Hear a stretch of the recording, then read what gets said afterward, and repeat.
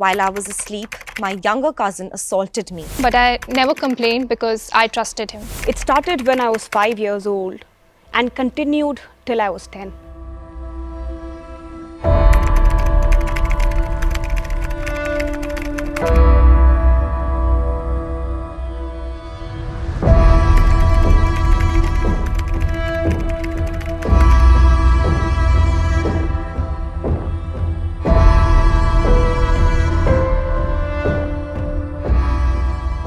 During my preparation for the class 10 English examination, I would often visit a family friend.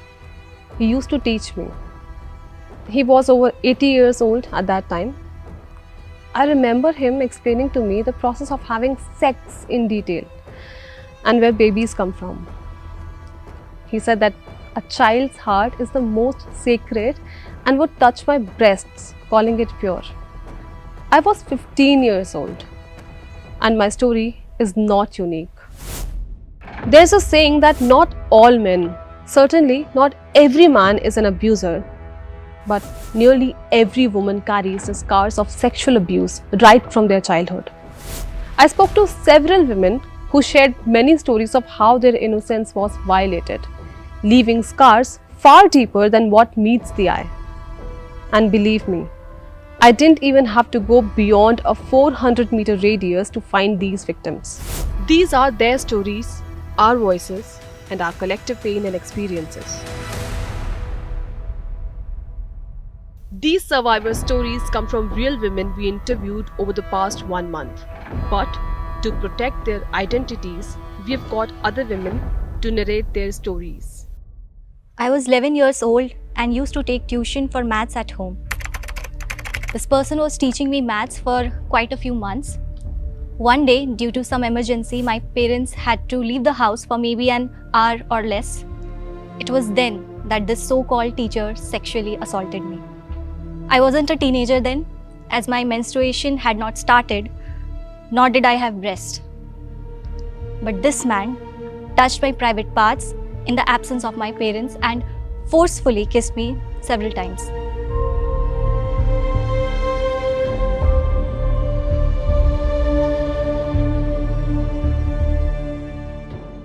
When I was in 6th grade, my elder brother and I would rush from school to our swimming classes, hoping the pool and the bathrooms would be empty. There was a staff member I called Bhaiya who was always around. He'd often enter the girls' washroom, but I never complained because I trusted him. One day, while I was changing into my swimsuit, he came in with a little boy. I told him he should leave before someone complained, but he said he was just getting a swimming tube for the boy. I still remember what happened next. He stood behind me under the pretext of helping me with my swim cap. Suddenly, his hands slipped under my swimsuit. That's how my assault began. I froze. I couldn't move. I recall standing in front of the mirror and witnessing his hands pressing and rubbing my chest. He even had his fingers touching my genitals and began grinding behind me. But he did not stop there. He didn't just force kiss me all over my back, but he even left bite marks. When he started removing my clothes, something in me struck and I pushed him away. Those marks healed with time, but this incident scarred me for my life. The most traumatic part about it was the little boy who was the sole witness to my assault. His traumatized eyes still haunt me to date.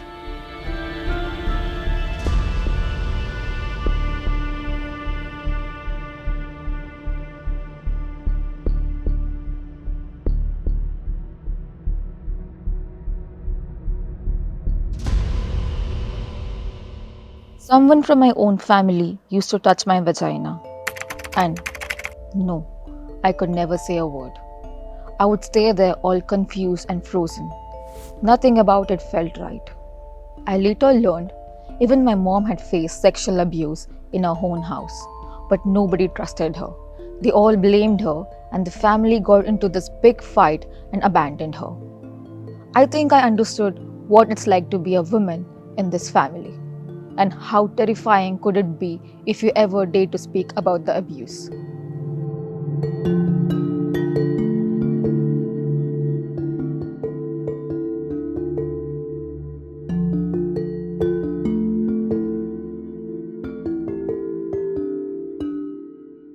When I was in fourth standard, I spent a few summer days at my paternal uncle's home. I started noticing something strange. My clothes would be out of place when I woke up in the morning. When I told my aunt, she dismissed me. Then one day, I woke up to find my hand inside my uncle's pants. He made me hold his penis.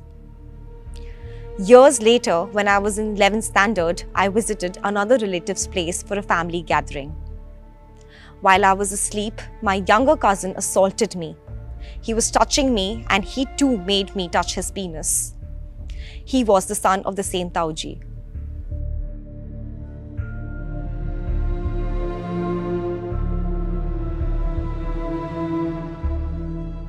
My first cousin did things to me that I can never explain.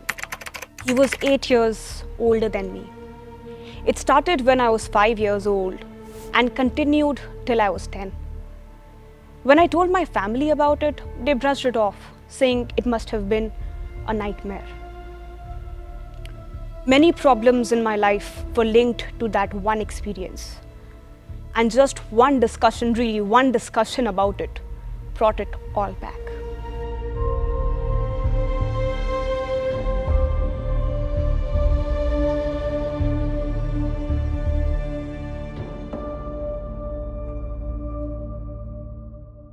A young couple lived next to us in my hometown. They had been married for 6 months. At that time, I was just 9 years old. One day, while my family was out of town, my mother left me at their house. I ended up sleeping next to the woman. Her husband was out for his night shift duty. The woman sexually assaulted me. She took my hand inside her salwar, made me touch her vagina, and she forcefully kept kissing me. And then she rubbed her breast against my chest. Some refrained from coming forward due to family concerns. Some didn't want to revisit the haunting memory. This is a crisis we can no longer afford to ignore.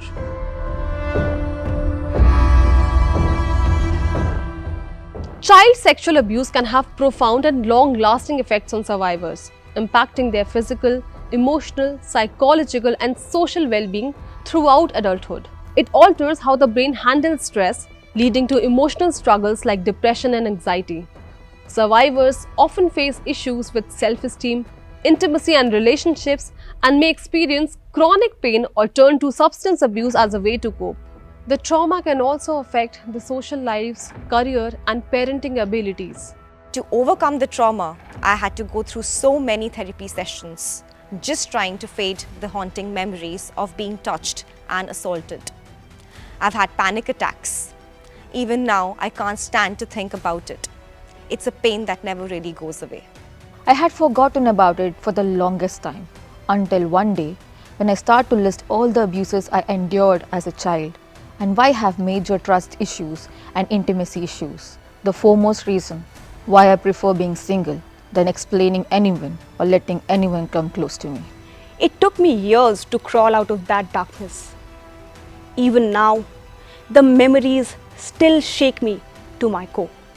The incident left me broken. Now I regularly struggle with anxiety and depression, taking pills and seeing my psychiatrist regularly. Whenever the past flashes back, my body tightens up from the trauma. Though healing is possible with support and therapy, the impact of abuse touches every aspect of a survivor's life and extends to their loved ones. We must face this painful reality and act. For every moment we delay, another child's world is broken.